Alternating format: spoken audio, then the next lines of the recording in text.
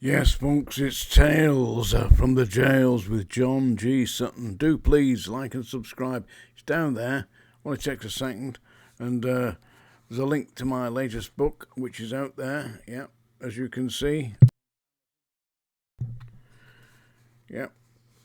I'm going to talk today about HMP Wells, which is in Northamptonshire, in a place called Wellingborough, otherwise known as HMP Wellingborough. It's been in the news today, actually. You can look it up. It'll be on the BBC site somewhere. Apparently, they're on the fourth governor in the last 4 years. They've also managed to go through 500 different staff. 500 staff. They can't maintain staffing levels. Now, I've had a look at the advertising material for HMP Wells. It looks quite impressive, actually, run by G4S. Looks impressive.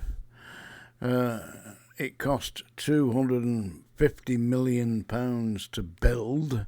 It offers accommodation for 1,687 inmates who are not called inmates or prisoners. They're called residents, folks. Residents! That's what we need now. Where are you staying now? Oh, I'm resident at HMP Wells. I thought that was a prison. Well, it is, but we're called residents, you know. Their advertising is quite unique. It shows where are all the big boys? Where's Bootsy? Where's the black dog? Where's the Chinese money box? Where are all the big guys? Don't show them. Shows a little old granny who's obviously about 60, something like that. Pardon me, lady, you might be younger than that. Just the way it appears. Talking about working as a prison officer or a custodial officer, they call them now, don't they? And it shows, you hear this old guy talking, he says, I was 55 and thought my careers were over, so I applied for this job. So they've also got 18-year-old girls in there. They've got grannies, they've got granddads. Where's the big boys to handle the trouble? And they are having trouble. It's apparently flooded with drugs, spice, cocaine, crack cocaine, you name it. They've got it. And it's easier to get in prison than it is on the streets, I believe. I don't take the stuff myself, but I believe it is. Also, they've had various demonstrations, and the local people in Wellingborough actually mounted a campaign against the prison. So we don't want this in the middle of our community. Massive, great 1700 place prison, housing all around it. You can imagine the chaos that's causing with all the people visiting. Also, they're on the fourth governor in as many years. They can't seem to get anybody who knows what he's doing to actually maintain good order and discipline. Well, the way we did it in the 1960s and 70s and 80s was they had some big fellas in there that, in the event that the prisoners, as they were then called, if the prisoners didn't like it and kicked up a little bit, well, you uplifted them, ran them off the landing, down the metal steps into the block, and introduced them to the school bully. And it proved an effective deterrent. Now, for a while, I worked with the recruitment team for the Home Office, recruiting prison officers. I was a hospital officer, so my job was fairly simple. It wasn't to vet them, it was to basically ensure that they were physically fit. You know, weigh them, measure their size, you know, ensure that they weren't diabetic by testing the urine, make sure the blood pressure was in the normal bounds and all the rest of it. What you expect from a very cursory medical examination. and I spoke with the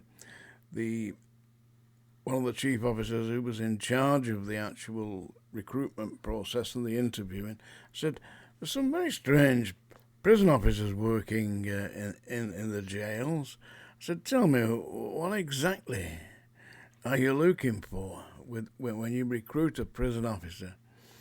He said, I'll tell you what we're really looking for. He said, we're looking for the biggest psychopaths in Britain. And indeed, in my experience, they succeeded. There were some seriously strange characters, as you read about if you read my book. Yeah, some really big, aggressive, drunken kind of individuals that worked in the prisons then. Now, what are they looking for? They're looking for the girl with the tray. The whole STES system seems to be in place. Oh, they've got granddads and grandfathers, patrolling the landings, but they can't maintain the staffing levels. They're finding it very difficult to recruit staff. Well, when you think about it, I mean, these days people don't want to work, in my opinion. Not a lot of people don't want to work. And people who do want to work don't want to work 7 days a week, yeah? And they don't want to be working nights, weekends, bank holidays, Christmas, you name it. That's what you're getting when you go and join something like G4S, which is the company that runs HMP Wells. You're going to get yourself in there and you're not going to get out. You're going to be doing, I expect that they've got the POA in there who will have been agreed compulsory overtime. So you're not going to get your time off. As I said, they've lost 2/3 of their staff. It's only been open 4 years, or 3 years, yeah? It's ridiculous. Where does it go from here? Well, the Home Office, in conjunction with the Conservative Party, are talking about building 6 supermax prisons, 6, and providing a further 20,000 places for the residents. Yeah, residents, Well, they obviously need to rethink the system, because imprisonment, as it was, is no longer working. And the whole thing is degenerating into what amounts to a free bed and breakfast for drug addicts and violent maniacs. I'm now going to read you one of my poems. It's that time of day, folks. Are you ready? This is a poem I've read before, which seemed to get some quite popular responses, yeah? It's called Flat Pack. It's about you get furniture from things like IKEA, and when you go to collect it and take it home, you find that it's in a bloody flat pack. And that's what happened to me, and it kind of didn't work. This is what happened. Wife wanted some new stuff for bedroom, a wardrobe with drawers to complete. She dragged me screaming to warehouse and bought what she said was just right. In showroom it looked proper gradely, all pine with polish on top. She said it was just what she wanted, so who am I to say stop? The salesman was really quite helpful, though he gave me a look I thought queer. Then missus, she pulled out me chequebook, said we'll take it, no messing sign here. It were then that I knew the expression of the salesman, the crafty old sod, was one of quiet amusement, as if he knew something was odd. Your goods are all sealed in a flat pack, he said, with a glint in his eye. It was then that my heart began sinking. Poor bugger to fix it was I.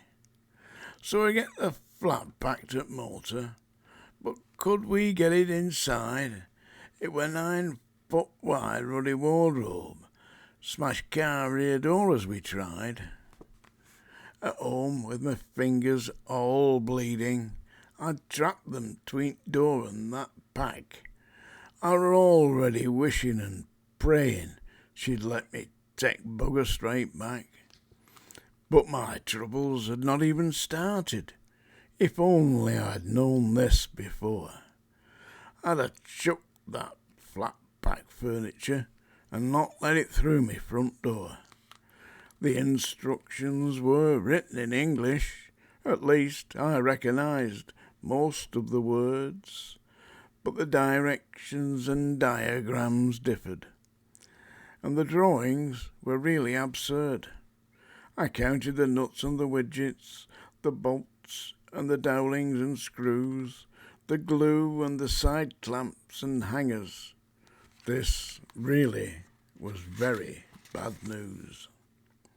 The missus, she stood there, arms folded, inspecting the contents with glee. Yon salesman said it was easy, for Einstein perhaps, but not me. My glasses, they soon got steamed up like. I'd getting a sweat on me brow, struggling, grunting and trying to put it together. But how? The drill holes inside A were missing. That, or just too small to see. I broke a screw in the end flange. By now, I was ready for D. There were bits here and there on the carpet. The dog ate the glue and was sick. Me missus, she turned varnier purple, yelling and calling me thick. In the end, I could take it no longer. Got axe and chopped it to bits and burnt bloody lot in the garden. Me missus was having real fits. Then I went to best shop in the city and bought new again off the floor. It were fitted and all put together. No flat pack for me any more. We get that new stuff in our bedroom, a wardrobe with drawers fitted in, and if thou can fathom flat packing, that's a better mon than me, Gunga Din. Flat Pack by John G. Sutton. Don't forget to please like and subscribe, and on the 2nd of July, Tuesday the 2nd of July at 7 p.m. when I'm in a live here broadcast, so do come along and join in. Thank you very much.